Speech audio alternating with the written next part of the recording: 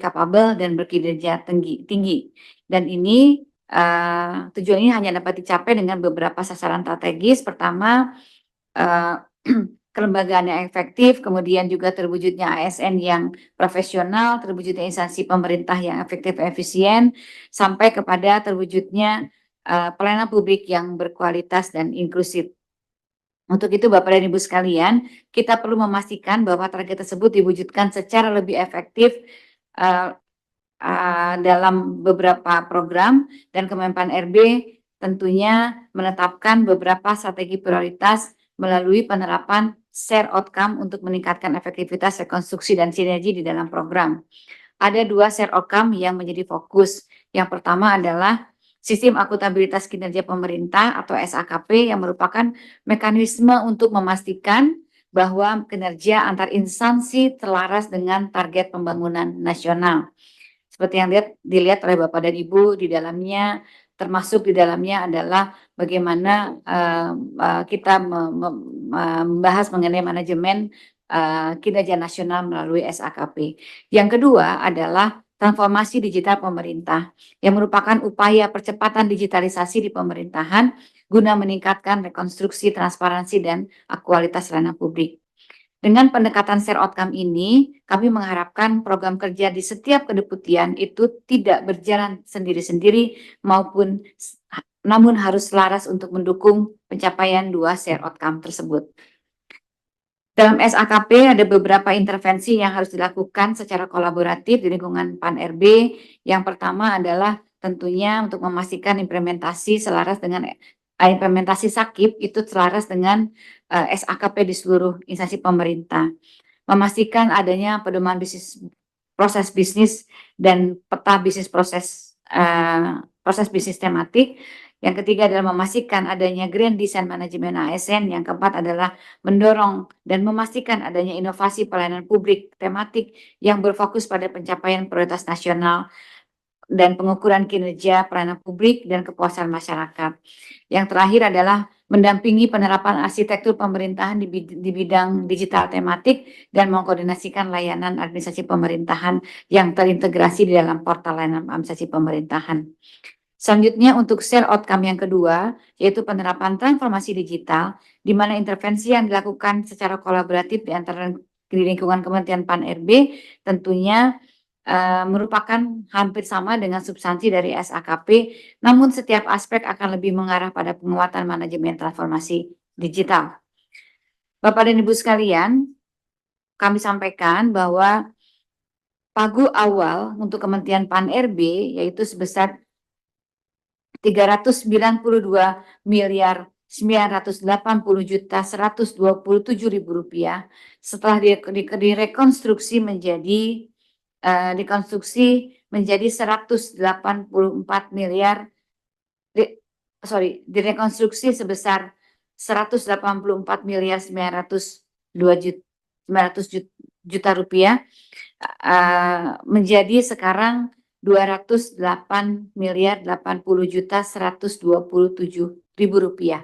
Jadi pagu kami sekarang sekitar 208 miliar 80.127.000 rupiah. Jika rekonstruksi tersebut diperinci per program, rekonstruksi program dukungan manajemen sebesar 64 miliar 165.003.000 rupiah dan rekonstruksi program kebijakan pembinaan profesi dan tata kelola ASN sebanyak 120 miliar 723.115.000 rupiah. Dampak dari rekonstruksi menyebabkan dukungan manajemen dengan pagu awal 251 miliar 84.807.000 rupiah menjadi 186 miliar 919.804.000 rupiah dan program kebijakan pembinaan profesi menjadi 20 miliar 122.205.000 rupiah. Nah, jika alokasi anggaran ini diperinci, berikut gambarannya program untuk masing-masing kedeputian yang Bapak dan Ibu bisa lihat di dalam layar. Dalam upaya untuk terus meningkatkan kualitas reformasi birokrasi dan kualitas manajemen ASN, maka kami tentunya Bapak dan Ibu ini yang mungkin ditunggu-tunggu adalah kami ingin menyampaikan evaluasi hasil seleksi CPNS dan PPK tahap 1 tahun 2024 sebagaimana surat permintaan pimpinan DPR RI. Bapak Ibu yang saya hormati, dalam hal pemerintah telah menetapkan arah pengadaan ASN tahun 2024 dengan beberapa fokus utama.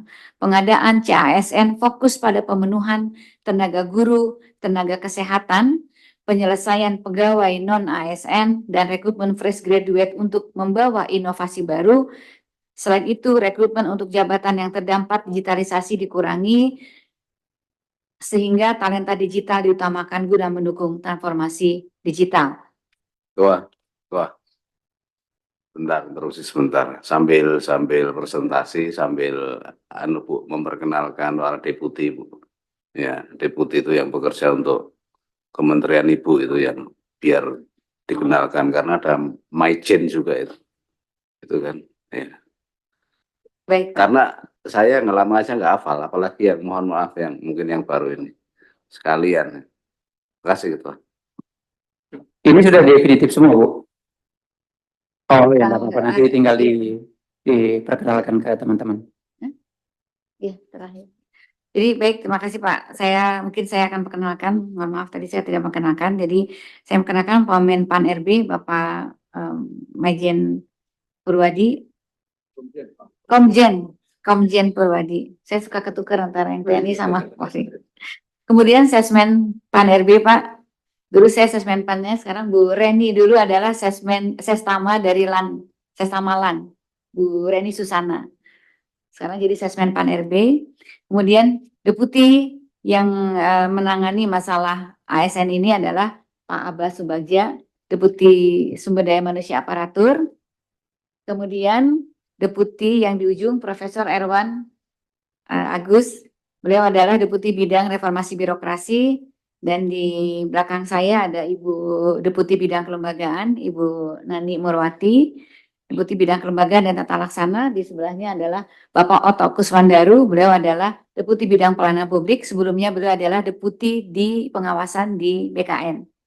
Kemudian sebelahnya adalah staf ahli administrasi pemerintahan yang saat ini menjabat sebagai PLT untuk Deputi Bidang Transformasi Digital Pemerintah.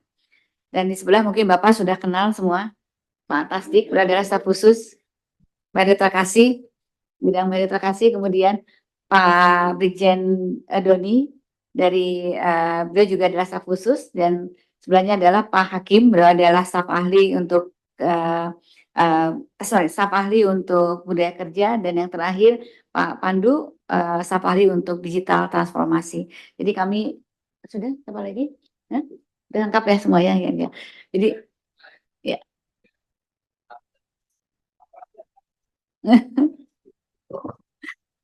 Jadi ini squadnya Kemenpan RB Pak Toha ya. Jadi mudah-mudahan tidak ada yang tertinggal, di belakang ada beberapa eselon 2 yang ikut hadir. Kami mungkin ingin melanjutkan tadi.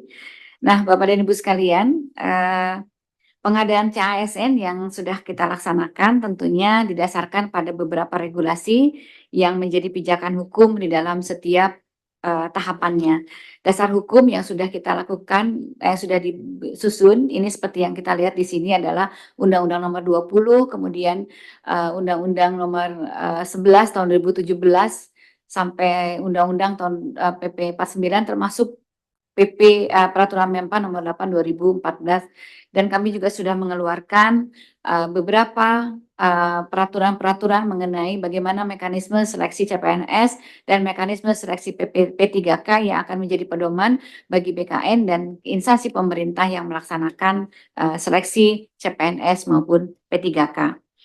Dalam pelaksanaannya ada dua mekanisme Bapak dan Ibu sekalian di dalam pengadaan seleksi ASN ini, yaitu CPNS, di mana formasi CPNS ini diperuntukkan bagi pelamar umum, termasuk di dalamnya adalah para fresh graduate, talenta digital, diaspora maupun putra-putri daerah seperti Kalimantan dan daerah tertinggal. Dan ini 100% kuota untuk umum. Kemudian sementara formasi P3K difokuskan pada untuk pegawai non-ASN yang sudah memiliki pengalaman bekerja di instansi pemerintah yang telah terdaftar di dalam database BKN dan ex-THK2. Jadi ini ada 2 kebijakan. Nah, setiap jalur ini Bapak dan Ibu sekalian memiliki mekanisme seleksi yang ketat dengan kelulusan berdasarkan nilai terbaik dan peringkat terbaik. Jadi seleksi ini bertujuan untuk memastikan bahwa ASN yang direkrut memiliki kompetensi yang baik. Untuk memastikan ini, kita sudah merekrut talenta terbaik seleksi ASN yang dilakukan melalui beberapa tahapan yang secara terstruktur, dari mulai pengumuman seleksi, pendaftaran seleksi sampai nanti kita pengumuman ini ya sudah mungkin nanti Pak Kepala BKN akan menyampaikan secara lebih detail mengenai tahapan-tahapan pengadaan untuk CASN ini. Setelah meninjau beberapa kebijakan dan tahapan pelaksanaannya, data kebutuhan pegawai dan formasi yang dibuka pada pengadaan CASN tahun 2024 yang tadi diumumkan tanggal 5 Januari adalah sebanyak 2,3 juta formasi yang terdiri dari 429.183 formasi untuk instansi pusat dan 187.333 untuk instansi daerah dan 6.027 CPNS lulusan kedinasan. Berdasarkan pendataan pegawai non-ASN dalam data BKN, sisa non-ASN yang belum diangkat adalah sebanyak 1.789.051. Jumlah ini adalah jumlah yang disepakati oleh Komisi 2 DPR terkait dengan pengangkatan non-ASN berdasarkan data yang ada di database BKN. Nah, Bapak dan Ibu sekalian, setelah proses pengusulan formasi berjalan, terdapat perubahan karena kebutuhan yang kita sediakan misalnya untuk CPNS adalah 622, ternyata yang diusulkan oleh instansi pusat dan daerah hanya 278, sedangkan formasi yang kita berikan itu hanya 248 formasi yang kita sediakan berdasarkan usulan yang disampaikan oleh pemerintah pusat maupun di daerah. Di daerah kebutuhan yang disampaikan kepada kami adalah 483, tetapi usulan yang disampaikan kepada kami jumlahnya lebih kecil, yaitu sebanyak 148.113 dan formasi yang disediakan setelah kami lakukan penyesuaian pengecekan terhadap formasinya yang kita dapat adalah 134.424. Sementara P3K formasi yang dibutuhkan yang disampaikan kepada kami adalah 1.605.634 dan daerah kebutuhannya 1.383 gitu ya, tapi yang diusulkan ke kami itu hanya 714.161 dan formasi yang kami berikan kepada daerah adalah 716.70. Jadi ini antara yang kita sediakan dengan pengusulan dari instansi itu lebih kecil. Jadi tempat kita sediakan sudah besar, tapi yang diusulkan karena memang ada keterbatasan ini karena ada penetapan formasi di daerah ini berkurang karena usulan semula adalah karena adanya keterbatasan anggaran dan instansi pemerintah juga mengajukan penambahan alokasi formasi dari usulan penyelesaian tenaga non-ASN. Bapak dan Ibu sekalian, dari total 1.266 yang saya sampaikan tadi, berikut merupakan rincian formasi untuk CPNS dan P3K. Jadi Bapak dan Ibu bisa lihat dari ini total formasi yang sudah kita berikan kepada daerah yang tentunya lebih kecil daripada kebutuhan yang sudah ditetapkan sampaikan kepada Kementerian lembaga dan daerah. Setelah melalui berbagai tahapan pengadaan, kami mencatat beberapa hal yang menjadi evaluasi, yaitu pertama, terdapat beberapa instansi yang menunda penyelesaian dan pengadaan CPNS. Jadi masih ternyata ada juga yang instansi menunda atau menunda dan pengadaan CPNS. Yang kedua adalah usulan formasi yang disampaikan pemerintah itu tidak optimal, jadi belum optimal. Jadi tidak sesuai dengan yang data yang kami punya. Kemudian instansi yang tidak mengusulkan formasi ada juga instansi yang tidak mengusulkan formasi sesuai dengan kualifikasi pendidikan dan jabatan bagi pelamar yang sudah terdata di dalam database PKN. Yang keempat, adanya pelamar yang mendaftar pada unit kerja yang tidak sesuai dengan data yang bersangkutan. Sebagaimana telah kami sampaikan tadi, bahwa satu fokus pengadaan CASN adalah menyelesaikan penataan pegawai non-ASN. Oleh karena itu, dalam forum ini kami ingin menyampaikan bagaimana komitmen pemerintah dalam penataan pegawai non-ASN.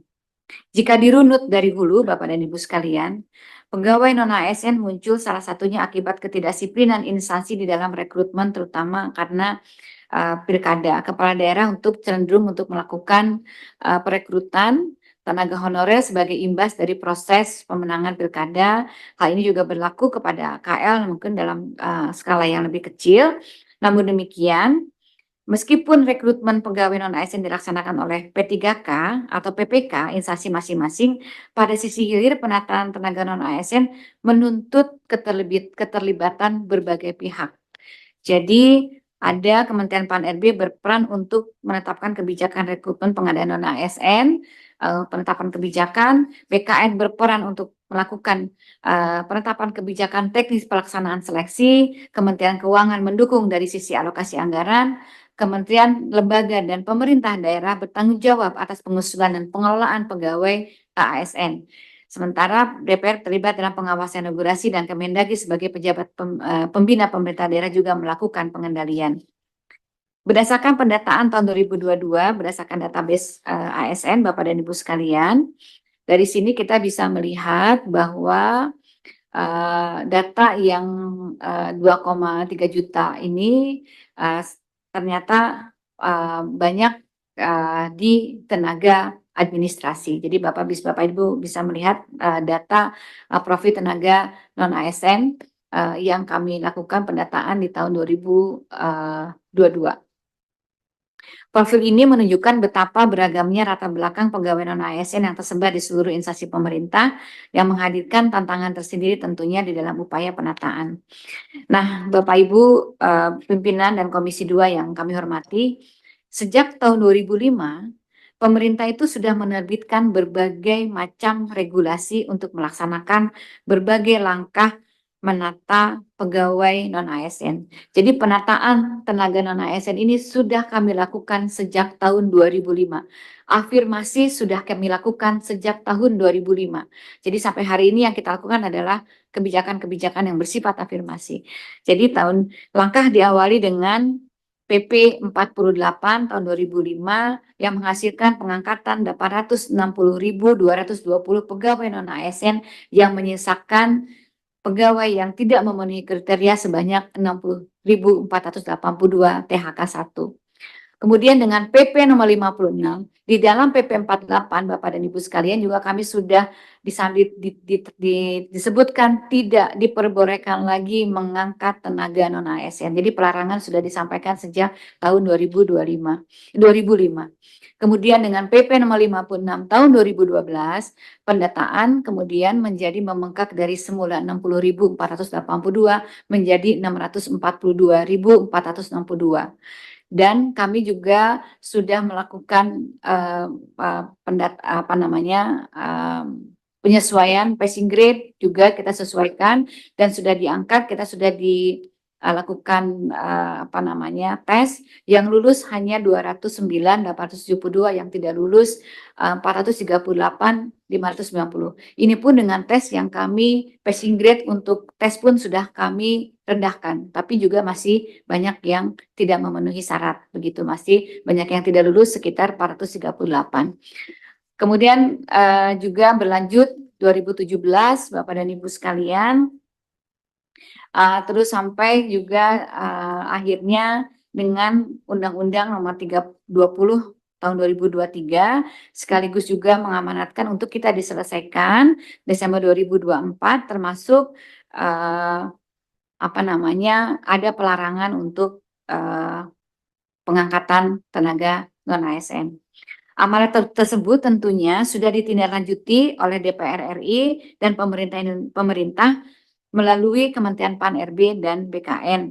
Melalui rapat dengar pendapat tanggal 28 Agustus 2024, DPR dan pemerintah sepakat untuk melakukan penataan pegawai non-ASN yang terdata dalam database BKN dengan ketentuan pegawai non-ASN yang mendaftar dan sesuai dengan formasi yang diusulkan langsung diangkat menjadi PPK.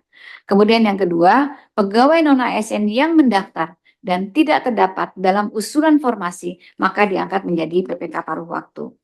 Selanjutnya, Bapak dan Ibu sekalian, nanti Kepala BKN akan menyampaikan hasil secara lebih detail dalam rangka komitmen kami untuk melaksanakan komitmen yang sudah dilaksanakan atau sudah ditetapkan pada tanggal 28 Agustus 2024. Kami sudah mengeluarkan berbagai keputusan, 3 keputusan Menpan RB yang mengatur kriteria pelamar, kemudian juga diterbitkan 3 surat menteri, yaitu yang memastikan aspek penganggaran gaji pegawai non-ASN dan PPK paruh waktu, serta penjelasan mengenai pengadaan P3K, termasuk berbagai rapat dan coaching klinik yang lebih intensif telah kita laksanakan.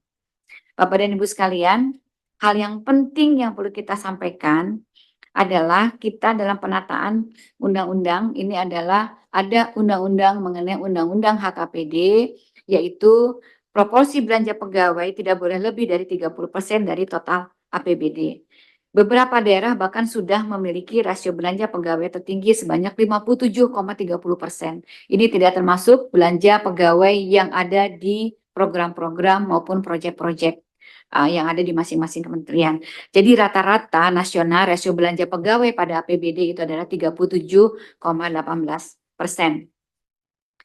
Tentunya kita semua harus mengendalikan rekrutmen ASN ini secara proporsional agar belanja pegawai tidak melebihi batas rekrutmen sehingga tidak berdampak kepada stabilitas di pemerintah daerah.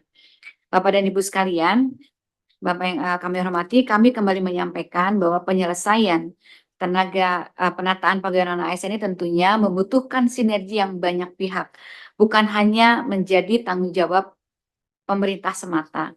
Pada proses yang sudah panjang yang telah kita lewati ini, pemerintah pusat telah melakukan berbagai upaya memberikan afirmasi dengan memberikan atau menerbitkan regulasi mengenai rekrutmen dan kebijakan afirmasi, alokasi anggaran, hingga komunikasi intensif dengan kementerian dan lembaga. Secara teknis, proses pengadaan juga sudah disiapkan dan dilaksanakan oleh Badan Kepegawaian Negara. Ini tanda contoh sudah menyatakan bahwa kami Kemenpan RB maupun BKN sudah selesai melaksanakan proses pengadaan. Selanjutnya, setiap instansi pemerintah, baik pusat maupun pemerintah daerah, perlu turut berkolaborasi di dalam penyelesaian permasalahan ini dengan memastikan tidak adanya rekrutmen pegawai ASN baru, menyediakan anggaran untuk pegawai non-ASN selama proses seleksi, bertanggung jawab terhadap penataan pegawai non-ASN di instansi masing-masing, dan memastikan pengangkatan non-ASN sesuai dengan kebijakan nasional. Hingga hanya dengan kolaborasi ini tentunya peran aktif adalah dan peran aktif dari semua stakeholder tentunya penataan ASN ini dapat kita selesaikan bersama.